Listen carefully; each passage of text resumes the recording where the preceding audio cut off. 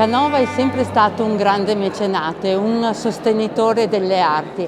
Quando lui era a Roma presso il suo studio molto spesso accoglieva i giovani artisti e cercava di sostenerlo, di introdurli negli studi dei suoi amici o all'interno delle accademie, per esempio dell'Accademia di San Luca dove lui era il principe.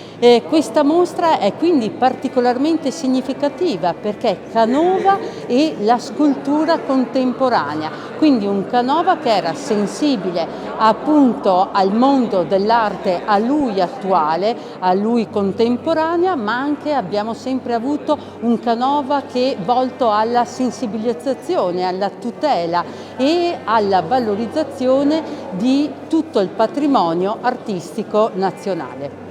La mostra apre l'anno canoviano, l'anno volto a celebrare i 200 anni della morte dell'artista. Quindi iniziamo con questa mostra volta al dialogo tra Canova e l'arte contemporanea. Il prossimo 5 maggio apriremo un'altra mostra dove si farà un affondo sul tema della tematica sepolcrale e durerà fino al 5 di novembre. Sarà una mostra particolarmente interessante perché ci farà vedere qual è stato il percorso compiuto da Canova su questa tematica dall'inizio della sua carriera fino alla sua conclusione. E poi nella sessione autunnale avremo un'altra grande mostra, Canova e il potere.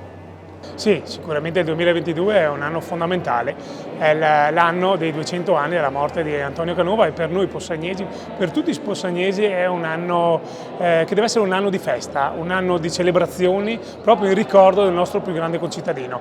Quindi un anno costellato di mostre ma anche di eventi, di balletti, di concerti. Come diceva oggi il nostro Presidente, ho chiesto la possibilità di avere qui con noi Bocelli per un grande concerto in memoria appunto di Canova. E per quel che riguarda invece la nostra amministrazione e il Comune, c'è stata una grandissima e bellissima notizia a fine anno che ci ha dato la possibilità, partecipando ad un bando, il Fondo Cultura, abbiamo vinto il finanziamento di 740.000 euro su 980.000 euro di lavori per restaurare la seconda campata della Lazzari, che è quella dove siamo ora, e la terza, lavori che andranno a completare quelli fatti nel 2017, sulla prima e sull'altro. Quindi potremo davvero restituire dopo il 2022, dopo questi restauri, ai posteri una La Lazzari completamente restaurata.